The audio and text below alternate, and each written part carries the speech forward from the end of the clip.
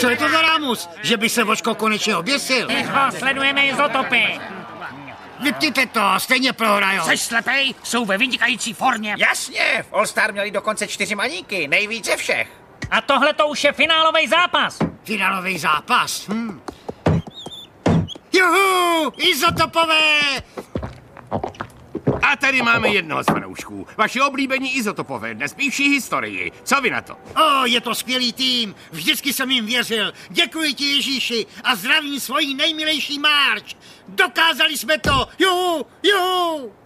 Tak to byla slova skalního fanouška, který nikdy nepřestal věřit. I kdyby prohráli, tak se... Prohráli? Sraběni! Ne, ještě se stále hraje. Juhu, do toho! Juhu! Fanděte s námi!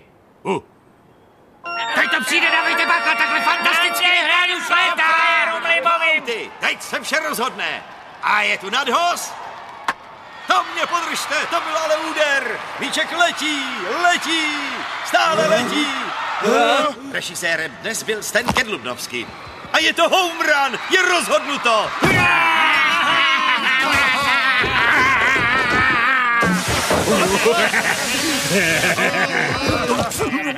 Takže jsem vařil nadarmo. Jo, masíčko!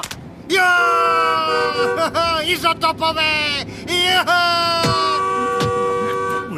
Izotopové! Izotopové! Takhle se to správně říká.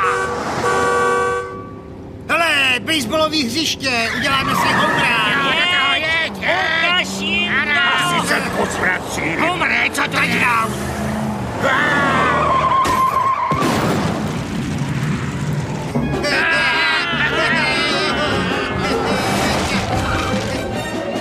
Hele, Karle, izotopové!